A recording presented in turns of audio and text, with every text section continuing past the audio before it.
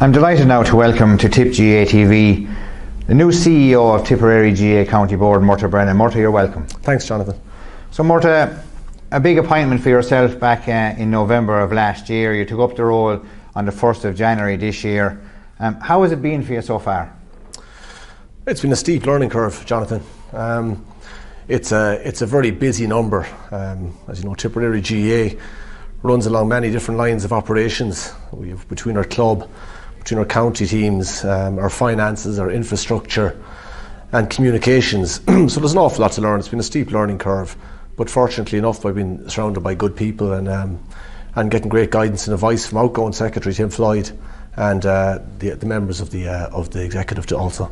Okay, Murtagh, and I suppose obviously there's a lot of people that may not know much about you, so maybe we'll talk a little bit about your own background and what has led you to where you are today. You grew up in Castleiney. That's right. I grew up in Castleiney in the 80s and 90s. Had a very enjoyable time. Played GAA all the way up along to senior level at football. Had a great experience. Worked with some great coaches, Stephen Maher underage, John Tracy, all the way up along Eamon Sweeney and yourself, Jonathan, even when you managed the football team back in 07, 08. I joined the Defence Forces once I finished my secondary school education, and I spent the next 23 years as an officer in the Defence Forces. During that time, I suppose I would have been based throughout the country, Cavan and Donegal, Longford, Kildare, Dublin. But I will say in all that time, I've always remained very active with GAA outside of work. You'll find as an officer when you're based far from home, you find that the one way to get to know the community you're in is to go out and play a bit of football or to coach a football team or assist in that area. So I've always found that very enjoyable. I always found it a great, I suppose, avenue into places. So I travelled overseas on 4 occasions. I've been to West Africa, and I've been to Central Africa and Chad and the Lebanon in 2017, and most recently I just completed my last trip in November 2022, by which stage I'd applied for and been successful in gaining the role as new CEO of Tipperary GAA, and that's where we are today. Yeah, and you know, you've outlined a fantastic list and of experiences, and you know, your work experiences and what they've brought to you personally, I would imagine is immense. How do you think that what you've learned and what you've seen and what you've been through in your time in the army, how will that, I suppose, how will it help you in your new role? That's a good question, Jonathan, but there's an awful lot of similarities between the Defence Forces and sport. I suppose we have our own, firstly, the Defence Forces also runs along similar lines of operation. We have our logistics lines, we have our high performance teams, which are our soldiers that perform overseas and overseas deployments. We also have to work within budgets. We also have infrastructural challenges, and so I suppose working in that environment over the last number of years has prepared me a great deal for what I'm doing at the moment. There's a lot of transferable skills if you move across. Preparing a unit to deploy overseas in many ways is no different to preparing, I suppose, inter-county teams or club teams to perform at the level that is expected of them. There's logistical requirements, facilities requirements, and all of those things. I suppose my experience in working in the Defence Forces has prepared me adequately for that. And I found the transition to be, I won't say seamless, but there are a lot of similarities in both jobs. Yeah, and you know, from a playing field point of view or a team point of view, you have been involved with some very successful teams throughout the country, not just in Tipperary, but in other counties, where I think in Westmeath and in Kildare. That's right. I trained Rathcoffey in Kildare. We reached the county quarter final. I was successful with Castle Daly also. I coached them in Westmeath. I played with them in 2008, and we were successful enough there. We won our first and only county football senior final title, and I coached them in 2013 and 2014. Additionally, I would have assisted in Donegal with 4 masters, taking a session here and there, and I suppose what that's done, it's broadened my horizons. It's taught me a great deal about working in different environments, different counties, different provinces, It gave me an understanding too of the challenges they face, and I've come across great people and I've learned a great deal of how to overcome some of them challenges.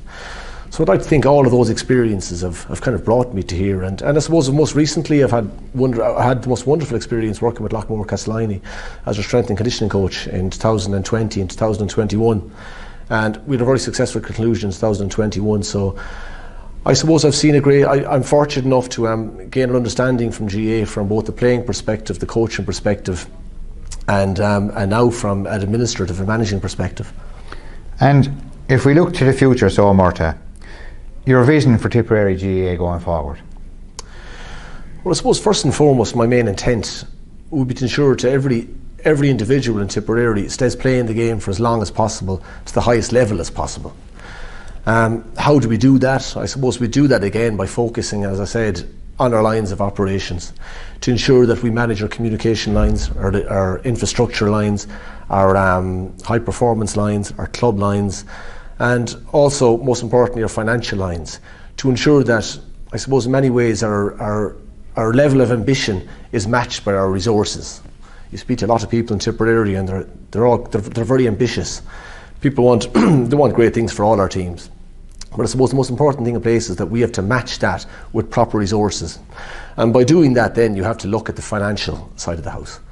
Where can we make more gains in that area? Where can we cut costs from a financial perspective? And also, where can we raise additional funding? And we're working very closely with the executive on that in relation to commercial avenues we can approach to develop more funding. As the chairman mentioned earlier, the first one will be Dr. Morris Park, really to provide a real centre of excellence that we can work within, that we can be proud in, and also that can ensure all our players from development panels all the way up to senior can have a facility whereby they can prepare properly, they can improve on where they are into the future, and that's the aim. And I suppose finally all of this has to be done with keeping a close eye on our value system, the GAA values of respect and inclusivity. And with that in mind, that's something I'd be very keeping a keen eye on going forward, and that would be, I suppose, in a short answer, I suppose, my intent over the next number of years. Okay, and again, I spoke to Joe Kennedy previously in relation to where we are even at the moment in relation to the new avenues and the opportunities that such things as Tipp GAA TV will provide the county board, but also our supporters, and I'm sure you're excited and really looking forward to what lies in store for Tipperary GAA TV. Oh, absolutely. I mean, it's a wonderful, wonderful initiative whereby I suppose it'll bring the public closer to the team. In many ways, it's a no-brainer. I mean, you, John, as PRO, are in regular contact with all senior management and underage management teams, from John McNamara in football up to Liam Cahill in hurling. So we are in the best position possible to actually have access to do interviews, and in many ways bring these people to life, to bring the information, the most up-to-date information, how the team is preparing, analysis on what we're hoping to do, to bring that, I suppose, in real time to our public on a weekly basis. And I think that's a fantastic initiative, and I can see it growing very successfully in the months and years ahead. And maybe one last thing to speak about, Murtagh. We spoke about, your vision, but what about the challenges? What challenges do you see that lie in store, not just for Tipperary GAA, but for the GAA in general? I would say cost, Jonathan, being a major one. The cost of living and the cost of everything has gone up substantially in the last number of years, and we have to keep pace with that. And by that I mean preparing our senior teams, preparing our under-20s team, our minor team. All of these are very costly. Our facilities, we're looking at Dr. Morris Park, and there's been wonderful work done in Dr. Morris Park in the last number of years, and we'll be fortunate enough to see phase 1 finished. The main challenge will be getting phase 2 and phase 3, I suppose, financed, getting our gyms kitted out, and ensuring that we have the resources to meet with that level of ambition. And that's probably no different to any club we're dealing with throughout Tipperary. Everybody wants the best for their players, they all want the best facilities, and they all have a high ambition in that regard. But I suppose the cost would be the big one. And that's, for me, that'd be a main challenge going forward. Our facilities. I've been only in the job a number of months, but the one thing that's hit me home straight away was, I suppose, the shortage of facilities, particularly with the new split season and with the teams coming back training at when they do, all at the same time. There is a challenge in competition for the number of pitches we have. You couple that with the period of the season it is, which is January and February. With the weather we experience in this country, a lot of these pitches are out of bounds. So we have a heavy reliance on say, Dr. Morris Park. So that's why it's important that we do resource our ambition properly, that we get Dr. Morris completed. Our chairman spoke earlier about the TOOS project that we're hoping to engage in. This too will be costly, but this too shows our level of ambition for the county to ensure that we have the best facilities. So when our teams do come back training and when the leagues do start back, which they have this weekend, we're in a position whereby we can control where and when games take place, because we've been at the mercy of weather and at the mercy of, I suppose, grass-based pitches, and that's something we want to get to, but that will be challenging going forward. Well, Murtagh, firstly, can I thank you for taking the time to speak to us here on Tipp GAA TV, and can I wish you the very, very best of luck in your role as CEO, and I hope that during your tenure that there will be great, great success for Tipperary at county and club level, and I look forward to working with you going forward. But Murtagh, before you're finished, we do have our 60-second quick-fire quiz, and you're not getting away with it without doing it. So, if you're ready. Yeah, go ahead. Okay. Name. Murtagh Brennan. Club. Lockmore Castleiney. Nickname. Have none. 2FM or Beat FM? 2FM. If you're in a Bond film, are you the bad guy or 007 himself? Oh, probably the bad guy.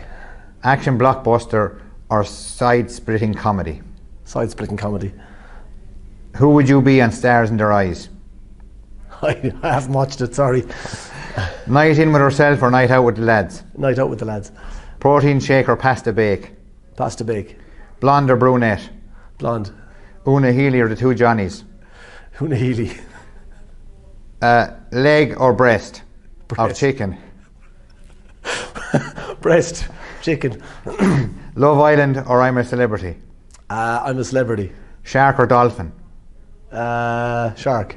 Starter and main or main and dessert? Starter and main. Have you Googled yourself? Yes.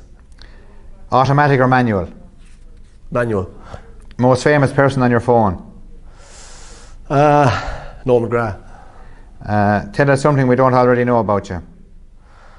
I'm fanatical about history and the Beatles. Player to watch for 2023? I'd say Garrod O'Connor.